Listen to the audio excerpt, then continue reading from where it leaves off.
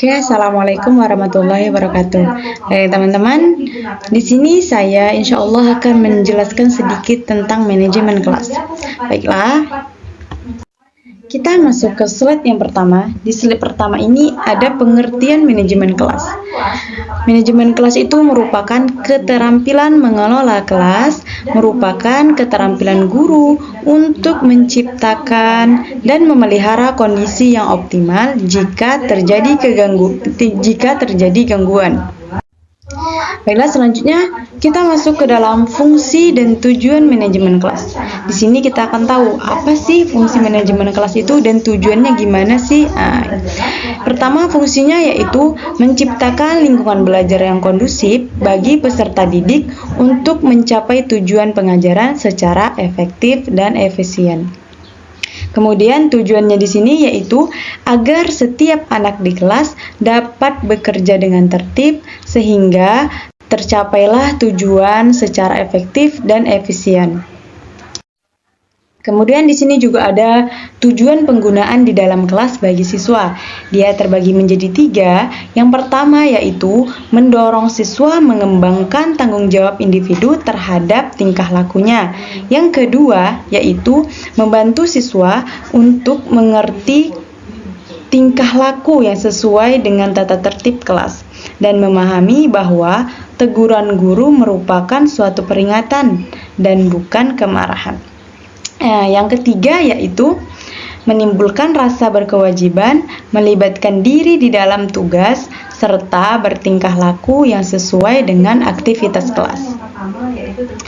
Baiklah teman-teman, di sini juga ada di dalam manajemen kelas ini memiliki beberapa pendekatan, yaitu yang pertama pendekatan kekuasaan, yang kedua pendekatan ancaman, yang ketiga pendekatan kebebasan, yang keempat yaitu pendekatan tingkah laku, yang kelima yaitu pendekatan suasana emosi dan hubungan sosial, yang keenam yaitu pendekatan elektik dan pluralistik, dan yang terakhir yaitu pendekatan resep.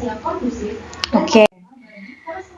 Kemudian di dalam manajemen kelas ini memiliki beberapa prinsip-prinsip, yaitu prinsipnya di sini ada 6.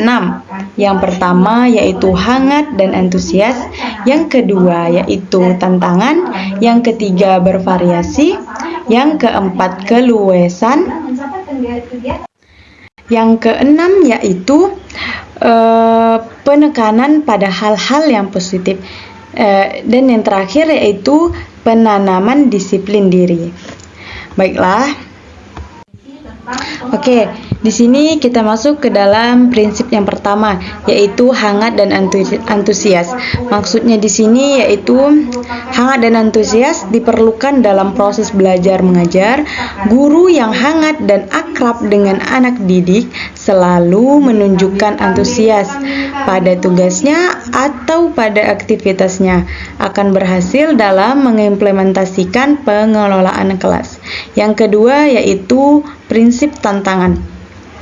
Di sini maksudnya dalam penggunaan kata-kata, tindakan, cara kerja atau bahan-bahan yang menantang akan meningkatkan gairah anak didik untuk belajar sehingga mengurangi kemungkinan munculnya tingkah laku yang menyimpang. Kemudian bervariasi. Penggunaan alat atau media atau alat bantu, gaya mengajar guru, pola interaksi antara guru dan anak didik mengurangi munculnya gangguan. Kevariasian dalam penggunaan apa yang disebut di atas yaitu merupakan kunci untuk tercapainya pengelolaan kelas yang efektif. Kemudian di sini ada prinsip keluasan. Maksudnya yaitu keluasan tingkah laku guru untuk mengubah strategi mengajarnya dapat mencegah kemungkinan munculnya gangguan anak didik serta menciptakan iklim belajar yang efektif. Kemudian kita masuk ke dalam prinsip selanjutnya yaitu penekanan pada hal-hal yang positif. Di sini pada dasarnya dalam mengajar dan mendidik, guru harus menekankan pada hal-hal yang positif. Dan menghindari pemusatan perhatian anak pada hal-hal negatif. Penekanan tersebut dapat dilakukan dengan pemberian penguatan yang positif dan kesadaran guru untuk menghindari kesalahan yang dapat mengganggu jalannya proses belajar mengajar. Dan yang terakhir, kita masuk ke dalam prinsip penanaman disiplin diri. Di sini guru sebaiknya selalu mendorong anak didik untuk melaksanakan disiplin diri sendiri, dan guru sendiri hendaknya menjadi teladan mengenai pengendalian diri dan pelaksanaan tanggung jawab. Jadi guru harus disiplin dalam segala hal. Bila ingin anak didiknya ikut disiplin, berdisiplin dalam segala hal. Oke, di sini kita masuk ke dalam slide selanjutnya, yaitu di dalam manajemen kelas ini memiliki komponen keterampilan.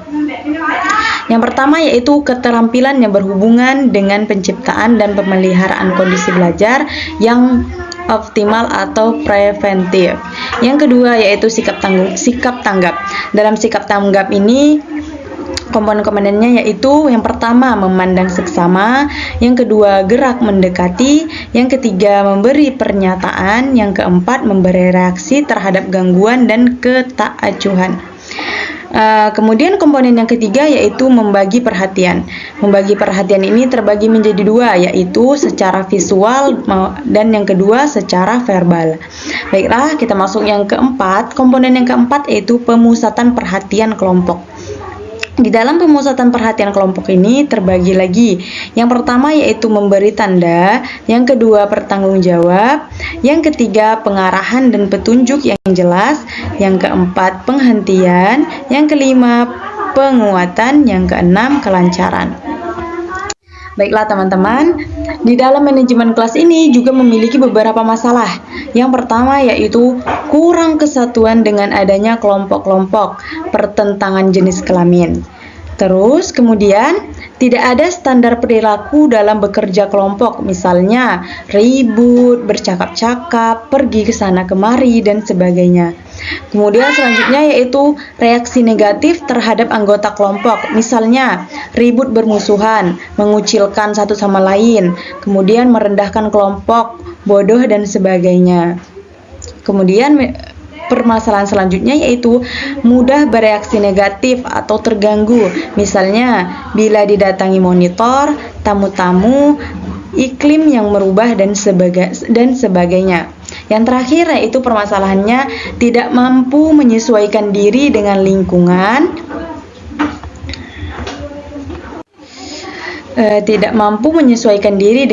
yang sudah ada.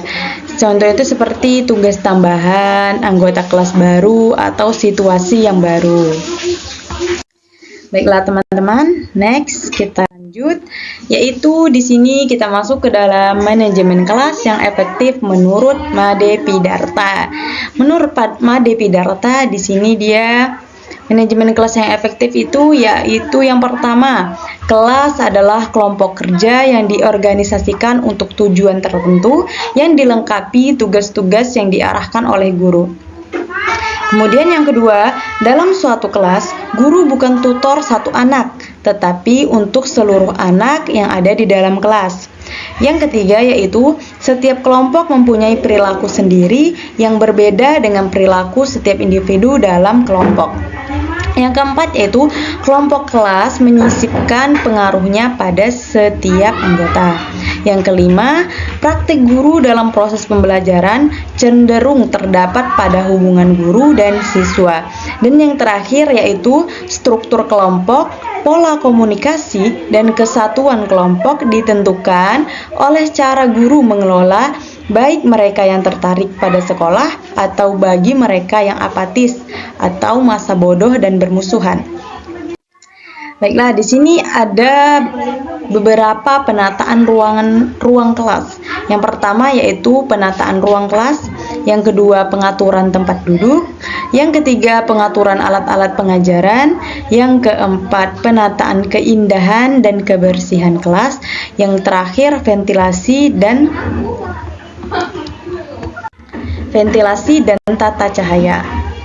Oke teman-teman, Di sini di dalam manajemen kelas ini ada juga beberapa hal yang harus kita hindari agar anak-anak itu tidak bosan dalam melakukan proses belajar mengajar di dalam kelas. Yang pertama yaitu campur tangan yang berlebihan. Yang kedua, kelenyapan. Yang ketiga, penyimpangan. Yang keempat, ketidaktepatan berhenti dan memulai kegiatan. Di dalam pembicaraan juga dalam kecepatan yaitu yang harus kita hindari, yang pertama yaitu bertele-tele dalam menyampaikan pembelajaran, kemudian mengulangi penjelasan yang tidak perlu. Oke. Baiklah, mungkin sampai sekian yang dapat saya sampaikan. Kurang dan lebihnya saya mohon maaf karena juga saya masih dalam proses pembelajaran. Baiklah, mungkin hanya ini saja. Terima kasih. Wassalamualaikum warahmatullahi wabarakatuh.